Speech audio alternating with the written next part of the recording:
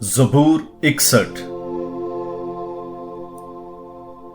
ऐ खुदा, मेरी फरियाद सुन, मेरी दुआ पर तवज्जो कर।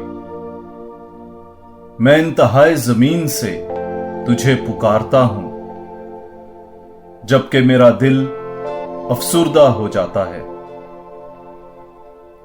तू मुझे चट्टान पर बुलंद करेगा, तू मुझे आसाइश अनायत करेगा, क्योंकि तू मेरे लिए एक हिस्न है, बल्कि दुश्मन के मुकाबला में एक मुस्तहकम बुर्ज है।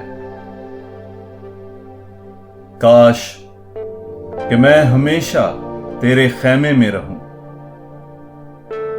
और तेरे परों के साए की पनाह लूं, क्योंकि तूने खुदाया मेरी मन्नतें कबूल कर ली हैं। तूने मुझे अपने नाम से डरने वालों की मीरास अता की है। तू बादशाह के अय्याम पर अय्याम बढ़ा, उसके बरसों का शुमार बहुत पुश्तों का हो। वो हमेशा तक खुदा के हुजूर तख्त नशीन हो। उसकी हिफाजत की खातिर शफकत और सदाकत मुहैया कर।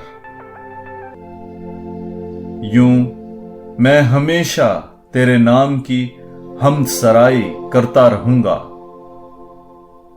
और रोजमर्रा अपनी मन्नतें पूरी किया करूंगा।